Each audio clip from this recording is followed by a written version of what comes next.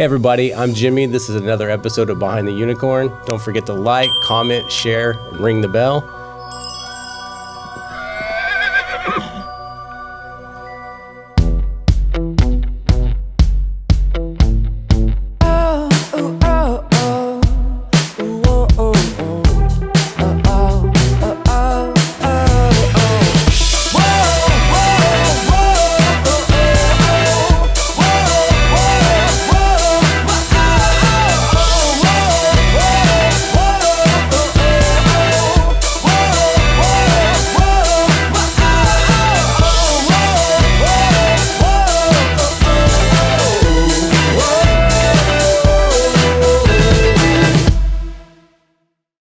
Today, our guest is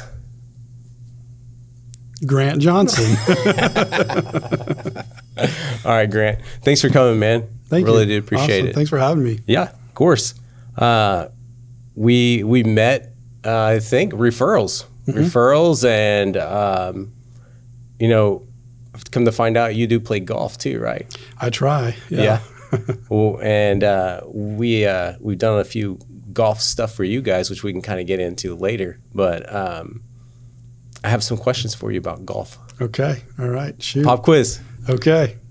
All right. The disclaimer: this is all found online. Okay. So if any of this is wrong, it's just because of the internet. Okay. Why is a round of golf 18 holes? Do you know that? Have you ever heard of that? Maybe, but I don't know. Have you ever wondered? No. No? Can't say I I've have. wondered. I'm like, why do we do... Why not 20? Yeah, Why whatever. not 10? Yeah, exactly, Okay. right? Yeah. So, legend has it that a bottle of whiskey has 18 shots. So you take a shot at every hole. So I guess whenever I used to drink, I didn't have it too far wrong that I was supposed to be drinking and playing golf. Makes sense. I mean, golf was originated in Scotland, apparently. So. Yep. There you go. sense. There goes my next question. Thanks a Okay. lot. Oh. Not really. What were 14th century golf balls made of? Weren't they just bound leather or lambskin or something? Yep. So what the internet says is 14th century golf balls are made of wood. Oh. Wood. Okay. Way I don't know. off. Yeah. Yeah. That's just thank you, internet. Yeah. But then it went to leather and feathers, they said. Leather and feathers. Yeah. Did you know that golf was once considered a rebel sport? I did. You did?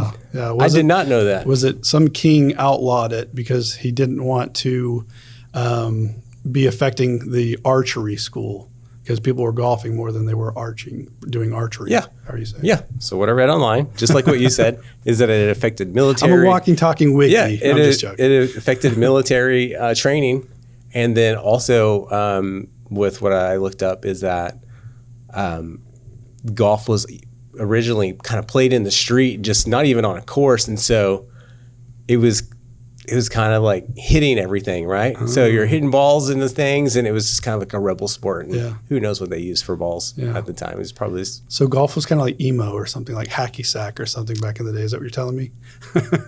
yeah, except I think a little more rebellious, Yeah. right? It's like, how much you think I can, think I can hit that window over there? Right. Think I can, maybe, I don't know. Yeah. Maybe there weren't windows in the Yeah. 14th century. Hey, Who knows?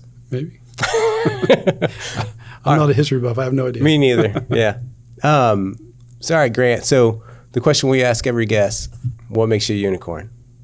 I would say I just valuing people, and I value time and connections with people, just authentic connections with people. So that kind of carries with everything in my life, from any connection, any interaction I have with someone compared to within work, my family life. I'm now a dad of 2 kiddos, and connecting with my kids and being there for them and being a great husband and father to my wife are big things to me. And so being able to create solid connections to bring value is a big deal to me.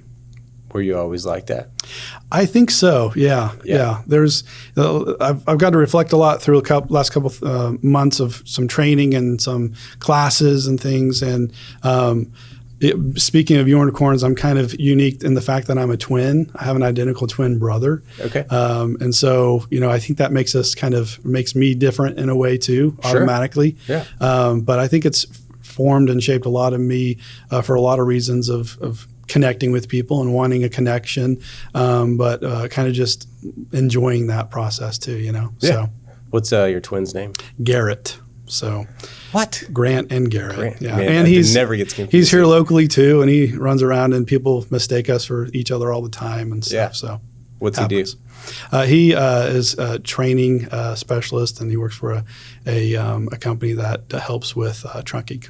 Okay. What do you do? I co-own Varde Insurance Group, and we're independent insurance brokers. So we help people with all types of insurance, primarily focus on home, auto, commercial, and life. Okay, awesome. Yeah. Well, that brings me to the next thing, our episode sponsor. So our episode sponsor is typically Allied Medical Marketing, but since our company, DesignTunnel, has actually done some work for you guys, we're going to let Varde Insurance Group sponsor this episode of Behind the Unicorn. Awesome. So let's see what that looks like. Bam! Yeah. When I play golf, people need golf ball size hail coverage. Thanks to Varde Insurance Group, everyone on the course was covered. If I were you, I would call Varde Insurance Group at 405-757-1010. All right, awesome. That's good stuff. I love these commercials. Yeah. I think we should also go ahead and play a second one before we even get into it. You have to have another one. Yeah, let's go ahead. Let's see it. Varde Insurance Group offers all kinds of life insurance options. They have a fast and easy quote process. Like Puma Fast, eligible clients can get a direct quote in seconds. They'll also walk you through the process and help find the best option.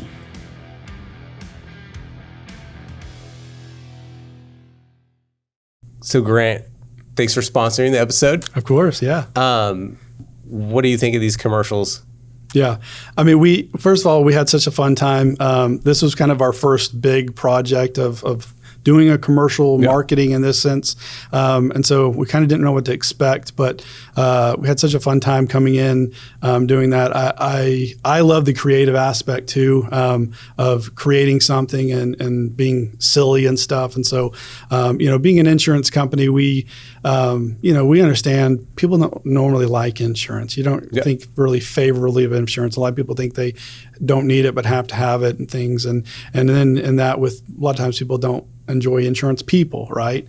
But we always try to find ways to be different and to show that we're humans too, and that we are here to provide value to people's insurance experience. And so doing videos like this is a great way to kind of, display that, hey, we are going to kind of send out a message of kind of a little bit who we are, but also like how we are.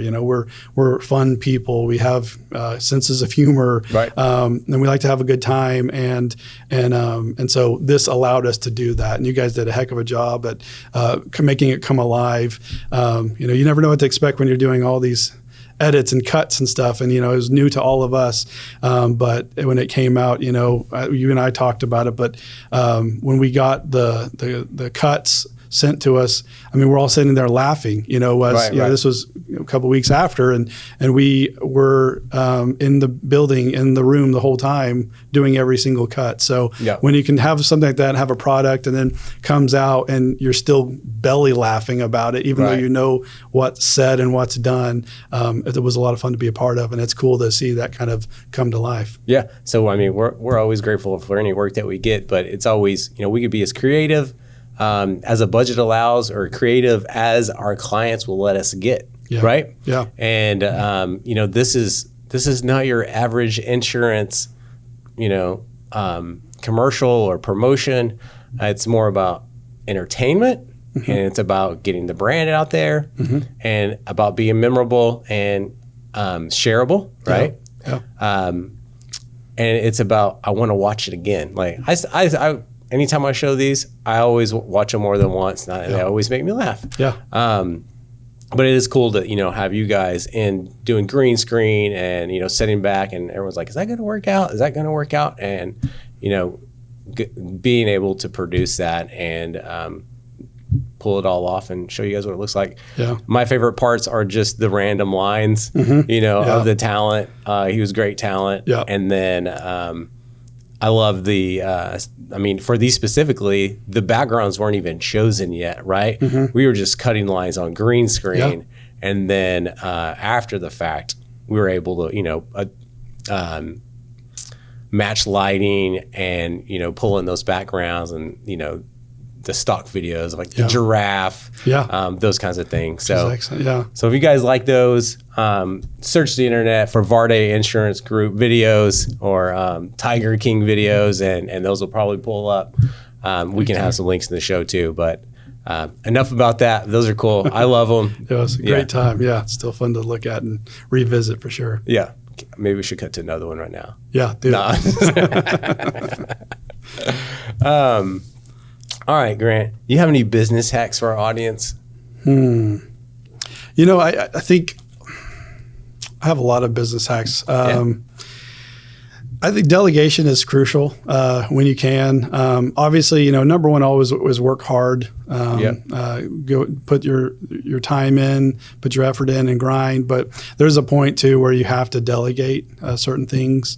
You're kind of as good as one person is, and so learning the time or moment in time within your business to delegate, and then what to delegate, how to delegate is important. I mean, you hear that from leadership podcasts and leaders all the time of delegation and this and that, but it's hard to kind of understand what that means and what that looks like for your specific industry or your role too. And what I think a lot of times people miss is the process of delegation. With delegation usually comes more management training, right? Processes. I mean, you can't just give somebody something. A lot of processes that you don't have established. Yeah, exactly. Yeah, and you're like, I can't somebody does it better. This. I don't have time to create the process. Exactly. Yeah, it's a weird cycle. We're in that cycle right now. Yeah. So finding ways to do that, and then training within the delegation too and stuff. So it's not just a typical handoff. It's figuring out how to do that. And then obviously the onion layer gets deeper of finding the right person to delegate to and things. So lots of fun things. But delegation is crucial, I think, for surviving and sustaining. I mean, you can grind for a long time. Peace of mind. Yeah. But, you get worn out and tired and things too. And then, you only have your skill sets as well. And there's things that you're really good at, and there's things that you're not good at, or I know, that's a different episode. You're terrible at. It's a different episode. Let's get to another video. Yeah. So, but there's a lot of things to do, but I think that's been a crucial factor in our business and our health, so. Yeah, and then you have to have everyone of the same mindset, or at least that had not the same mindset, but at least appreciate the same values of we want to grow. Okay, you don't have to grow, we don't all grow the same, but as long as we have the same common denominator of let's have a growth mindset, right? If not, maybe you're not part of the group here. Yeah, and being able to see where you're going to go, like to understand the vision and be on board with that for sure. Yeah. Do you ever delegate and feel like you're telling someone what to do? You know what I'm talking about? Yeah, I think there's an awkwardness in that. I hate that feeling. Yeah, when you, it's like, and especially sometimes it's something that you might enjoy or that you're good at, but you have to delegate it. There's times of like giving up the control, but there's also the things that you're not good at, and I think that's where I feel sometimes personally like I feel bad that I'm giving this to somebody else. But then again, it goes back to finding people who are good at those types of things, or who that is a good fit for. And that helps kind of the growth process. But definitely sometimes there's an awkwardness or some guilt in there too, to kind of understand what's going on and why, kind of a thing. Yeah. And then you need to figure out why you feel that way. Why does Jimmy feel that way? And that's why you delegate, so you have the time to think about why does Jimmy feel that way, right? Yeah, so we can take the next step to not feel that way and move on to move on and grow. Exactly. Yeah. So easy. Yeah. So easy.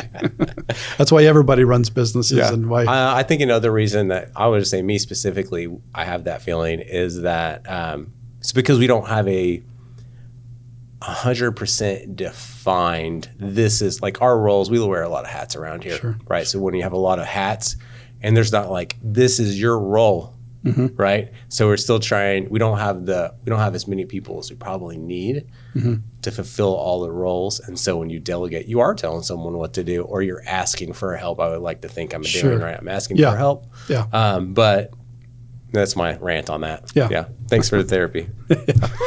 I was actually a therapist too. Did you know that? Were you? Yeah. Yeah. I did have not a know. master's in family and marital therapy. So How am I doing? yeah, you're doing great.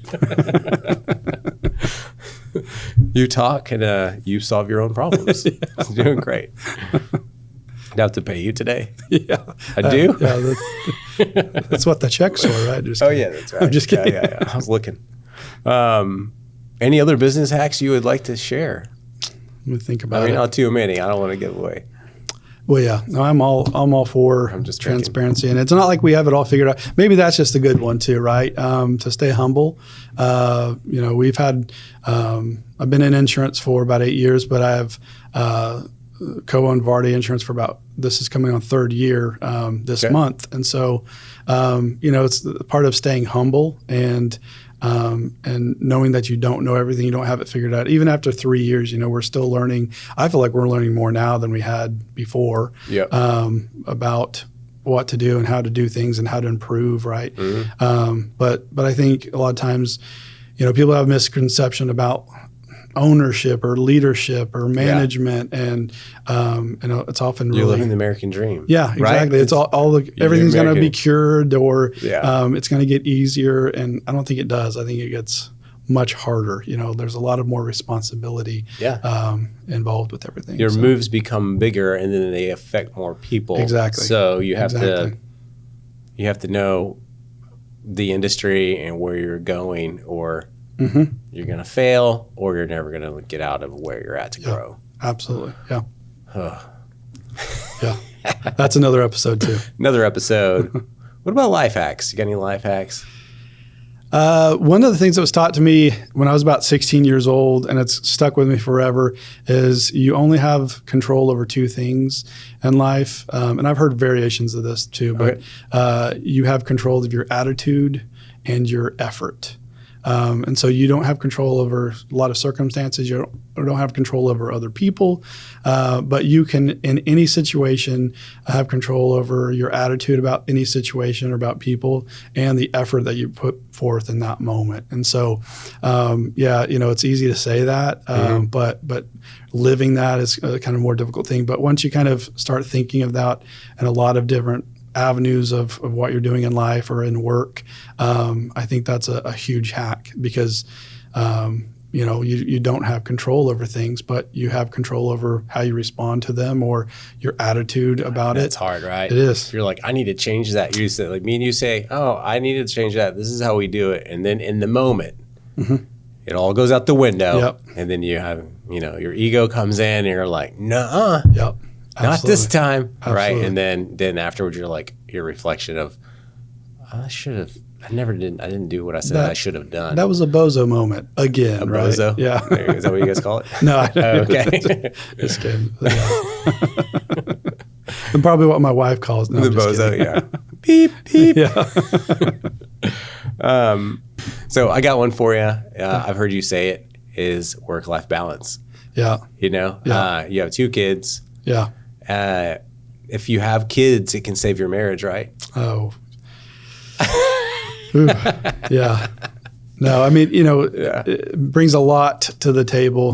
Helps, it helps a lot of things. I don't think it's necessary for that purpose. I know it's a joke, but but yeah, man, it brings a lot. I mean, it changes everything. People say that, before you have kids, and we have a 2.5-year-old, and my son's almost 1 at the end of this month. And so for a long time, I got to say I had 2 kids under 2, and people kind of either relate to that or that makes no sense to them. But yeah, even being a new father twice over, with 2 babies, while I'm essentially doing a startup with a wife, and things have changed. She actually was a great recruiter, and she started staying at home with the kids. So there's lots of changes around the family and our world. And so, but yeah, when things like that happen, like I said, my daughter's 2.5, my son's almost 1, but we're still finding that balance, of how does this work? And it's changing constantly because,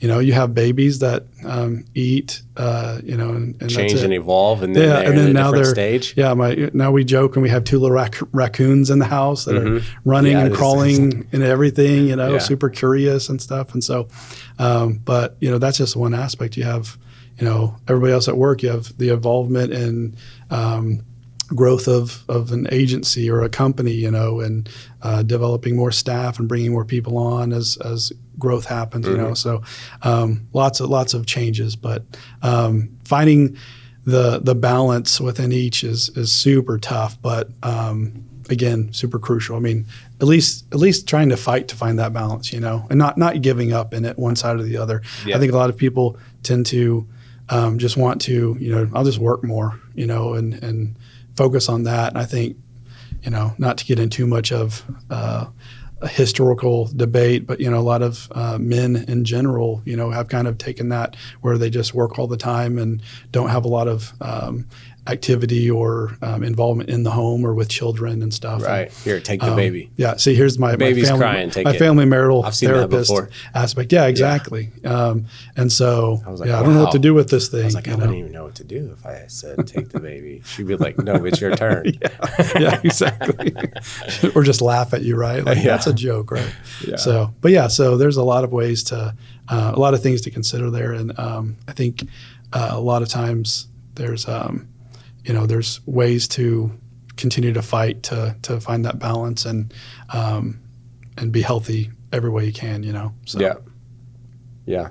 And talking helps. Talking does help. Talking helps a lot. And listening. Yeah, and listening. Anything keep you up at night? Not literally, but like anything like, on your mind quite a bit? So, essentially, I'm an insurance agent. I do a lot of management and things in the agency and help run the business. But, at the end of the day, I'm still a salesperson per se. And so there's always something in sales. You could have done something differently or, we're not perfect. I mean, our goal is to provide value to people's insurance experience, which is cool to say, but it's really hard to do. And so that's kind of created its own, challenge in itself, as we named our agency Varde, which means value in Swedish, but now we have to do that. So I think there's times, if I, when I'm not perfect, when I, miss a phone call or, I forget to plug somebody into my system. Someone goes with another provider. Exactly. Right? Yeah. Something happens.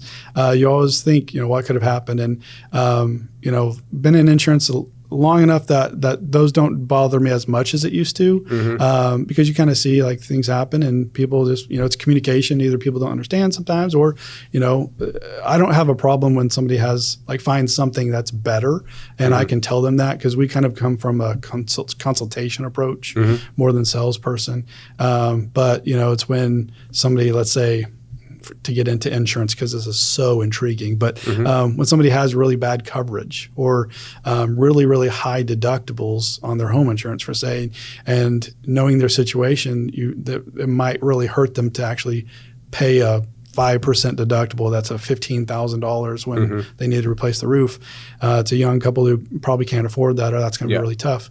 That keeps me up at night, those types of things when people don't understand that, or I feel like I didn't effectively communicate.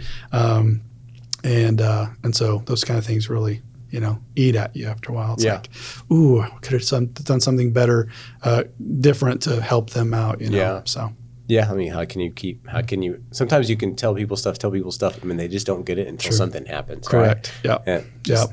Yeah. And sometimes we have a lot of great clients, and there's a lot of different ways to look at clients, but sometimes in insurance, some of the best clients are those who have had, really difficult claims experiences, whether it was with a company or just, they lost their home and now they understand it. Like this coverage is important. This is important. And then when we present that, they're thankful that, we take the time to do that and that we actually included that and we're not skimming anything or skipping something. So I even had I've heard some insurance people, they had an experience and said, I'm not going to let that happen to the public again. So then they get into insurance for that reason. Absolutely. So, so, I don't have a lot of stuff that keeps me up at night either, but, I always have something that I'm working on. So whatever I'm working on or, where I think we need to go, or I'm trying to figure out a solution for, those are kind of top of mind for me. Sure. But, because when I go to sleep, I go to sleep. Yeah. I'm out. It's a good thing. Since you have kids, do you eat peanut butter jelly and take naps now? I've probably taken more naps now, or I think you just maybe appreciate it more, right? Yeah, So sleep? Sleep or a nap. Like, oh my gosh, I got to nap for 15 minutes. This is awesome. That's my best nap at 10 or 15. It sounds really weird, but yeah. So I'm going to do one right now. Am I putting you to sleep? You're going to sit there. So, and then PB&J, I don't know. I think you never gave them up. You never started. No, I never gave them up. That's probably the thing. So. Oh, okay. Yeah. Once we had kids, I don't know the last time I had one. Like, it's been a long time, and I was like, this is pretty good. Yeah. Not a lot of things beat a PB&J. Why do you do what you do? So some of these are closely related, but why do you do what you do? I think...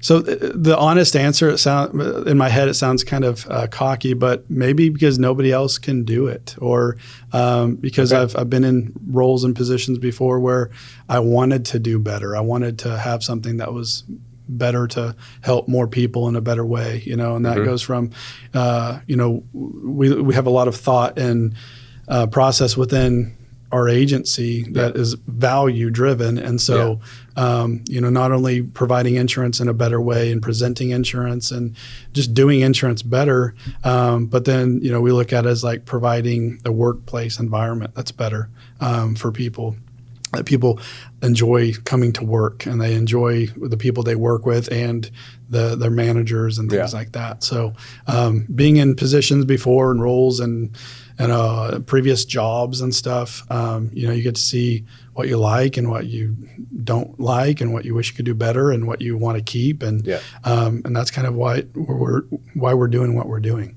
Okay. So. Awesome. That was great. I didn't know that. One or two things you think the viewers should know? I mean, we've talked a lot, but... Yeah.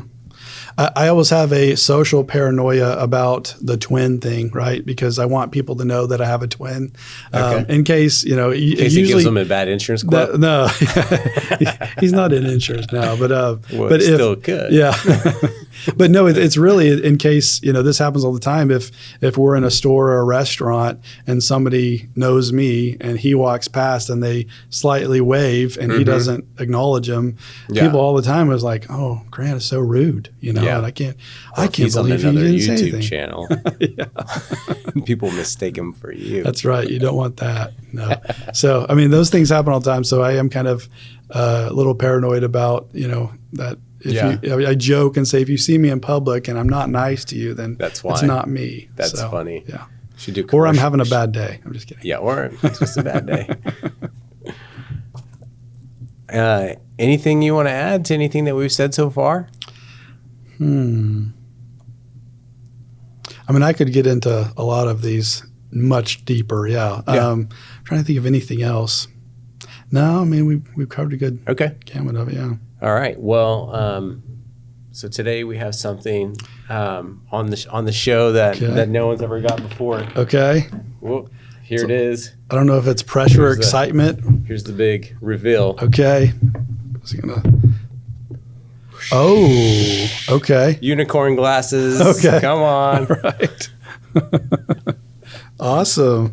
Anyways, we thought these are fun. And there we go. Yeah. Look at that. Check that out. Hey.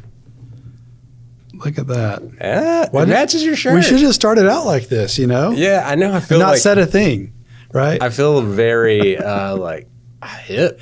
Yeah. Like, I mean, we should be like playing music or something, or a little sparkle, whatever. Yeah. Anyways, That's awesome. gift to you. You can take a pair for Awesome. Kayla if you want. Okay, We yeah. actually have lenses that pop back in them if you guys want the lenses. So Nice. yeah. Anyways, kind of fun. If you like the new glasses, leave a comment, please. Yeah. Anything else, Grant? No, I think we're good, man. No? Yeah. All right, man. yeah. Let's see. All right, guys, don't forget to subscribe, like, comment, ring the bell. Thank you to Varde Insurance Group for being on this episode and then also being our sponsor and trusting our company DesignTunnel to do some work for you. So we really appreciate that. You guys do a great job. We appreciate you. Thank you. Yeah, how should everyone get in touch with you? What's the best way? I mean, we have a website. We're on Facebook and Instagram. All right. Give me the website. Yeah, VardeInsurance.com, and it's V as in Victor, ARDE. Okay. Insurance, and be happy to connect and help any way we Okay. can. You on LinkedIn or anything like that? I am, yeah. I'm on LinkedIn myself, and Varde has a page on LinkedIn as well. So, yeah. you can Okay, check us cool. out there. So we'll throw that in the description of this episode. We always like to throw a couple of these at the camera. Okay, yeah. And give it a shot. Awesome. Thanks, man. Yeah, you bet.